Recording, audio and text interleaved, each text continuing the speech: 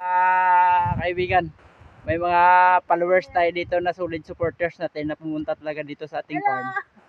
Areo, Customer. para ano, para talagang makita lang talaga kung legit yung ano natin, utanan. Ang patulan niya. Oo. Araw, namitas na sila mga kaibigan, no? Pwede na. Oo, pwede yan. Okay. Ayan, no? Talagang nahihirapan yung customer natin mga kaibigan. Ano yung bibili? Yun Yan, ang no? kukuha. Ang bibili yun siya yung mamimitas talaga. Ayun, no? Kaya huwag niyo kalimutan i-follow at saka subscribe mga kaibigan kung gusto niyo pumasyal sa ating utanan. Welcome na welcome po kayo dito. Ito, pwede na to. Yan, malalaki. Pwede yan. Talagang anong pakiramdam sa mamimitas ng utan mga First time ko mamitas. madam and sir. First time daw ko niya. mamitas. Oo. I'm very proud.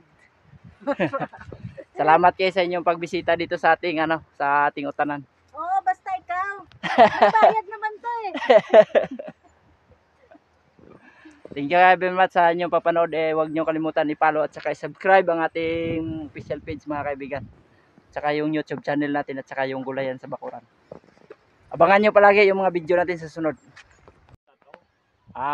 Kaibigan, ari kami dre may nagbisita sa amon dre nga gwapon nga tawo blaw. Kay gusto niya mabisita sa amon Bulatungan. Gusto niya makapamuksi. Kaya ito, nandito siya ngayon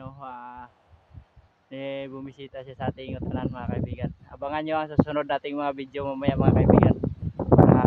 Kung ano talaga yung madala niyang mga gulay ngayon sa ating farm. Salamat. Uwi na sila mga kaibigan. Salamat na napakarami sa inyo.